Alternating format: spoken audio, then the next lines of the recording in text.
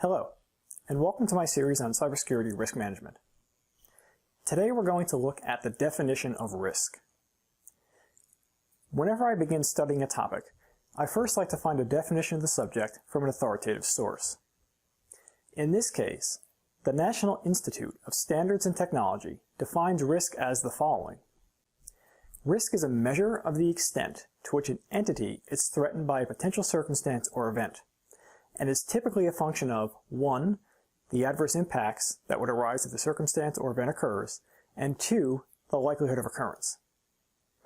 There is a lot of information contained in this definition, so let's unpack it. Perhaps the most important word in the passage is measure. Risk is a measurement.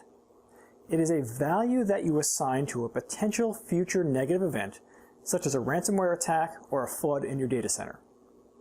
You can assign these threat events qualitative values, such as low, moderate, and high, or you can use quantitative values, such as assigning a number between 1 and 100.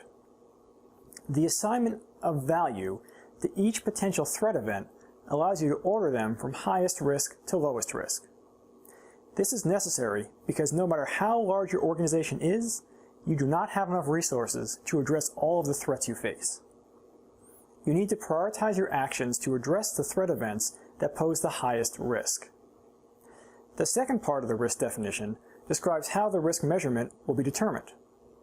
Fundamentally, there are two factors that you will analyze when making a risk assessment. The first is the likelihood of a threat event occurring.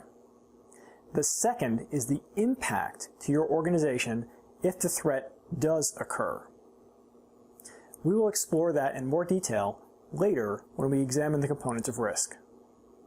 So to recap, risk is a measurement. That measurement is used to prioritize which future threat events you will try to prevent and which ones you will accept. Fundamentally, a risk measurement is based on the likelihood of a negative event occurring and the impact to your organization if it does occur. And that is the basic definition of risk.